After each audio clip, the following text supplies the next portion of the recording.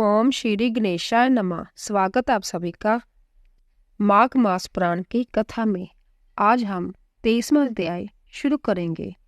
लोमश ऋषि कहने लगे कि जिस पिशाच को देवज्योति ने मुक्त किया वह पहले द्रविड़ नगर में चित्तर नाम वाला राजा था। वह बड़ा शूरवीर, सत्यापरायण तथा बहुतों को आगे करके जग आदि करता था। दक्षिण दिशा में उसका राज्य था और उसके कोष धन से भरे हुए थे। उसके पास बहुत से हाथी, घोड़े और रथ थे और वह अंतत शोभा को प्राप्त होता था। बहुत सी स्त्रियों के साथ क्रीड़ा करता और अनेक जग उसने किए थे। वह नित्य अतिथियों की पूजा करता था और शास्त्र विद्या में निपुण था। ब्रह्मा, विष्णु, महेश तथा सूर्य की पूजा सदैव किया करता था। वह जंगल में भी स्त्रियों से घिरा हुआ क्रीड़ा किया करता था। एक बार वह पाखंडियों के मंदिर में गया और वेदहीन बसम लगाए महात्मा बने हुए पाखंडियों से उस राजा की बातचीत हुई। पाखंडियों ने कहा कि हे राजन, शिव धर्म की महिमा सुनो। इस धर्म के प्रभाव से मनुष्य पाप को काटकर मुक्त हो जाता है।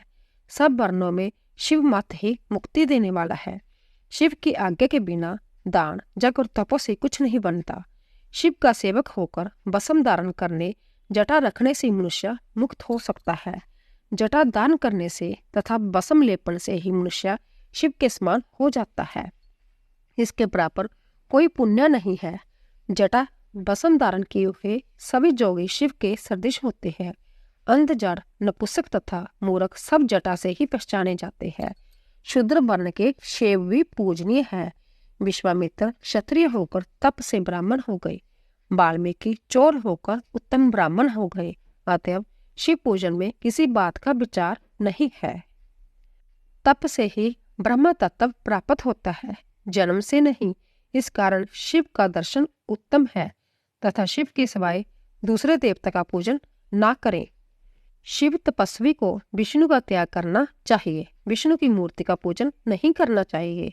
विष्णु के दर्शन से शिव का द्रोह उत्पन्न होता है और शिव के द्रोह से रौरव आदि नरक मिलते हैं। इसी से भव सागर से पर होने के लिए विष्णु का नाम भी नहीं लेना चाहिए। शिव भक्त निशंक होकर जो शिव से प्रेम करता है वह कैलाश में वास करता है, इसमें कुछ संदेह नहीं। इस धर्म का पालन करने वालों का कभी नाश नहीं होता। इस पाखंडी के ऐसे वचन सुनकर राजा ने मोह में आकर उनका धर्म ग्रहण कर लिया और वैदिक धर्म को त्याग दिया।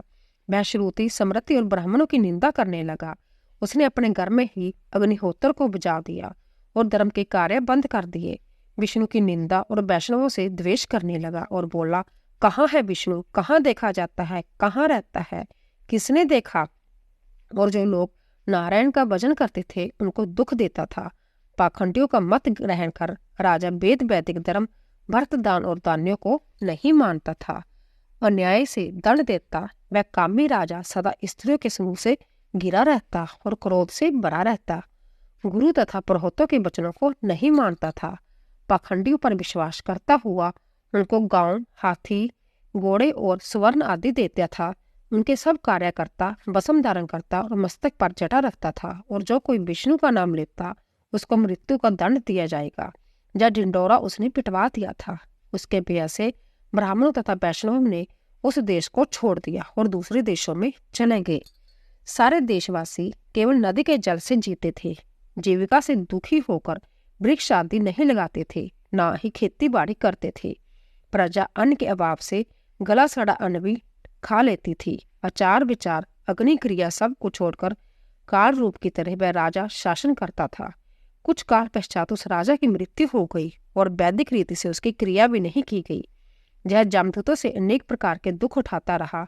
कहीं लोहे की किलों पर से चलना पड़ता, कहीं जलते अंगारों पर चलना पड़ता, जहाँ सूर्य अति तीव्र था और न कोई छाया का वृक्ष था। कहीं लोहे के डंडों से पीटा गया, कहीं बड़े बड़े दांतों वाले भेड़ियों और कुत्तों से काटा गया। इस प्रकार दूसरे पापियों का हाहाकार सुनता हुआ वह राजा जमलोक में पहुंचा। तो इसी तरह दोस्तों 23वां अध्याय पूरा हुआ। धन्यवाद।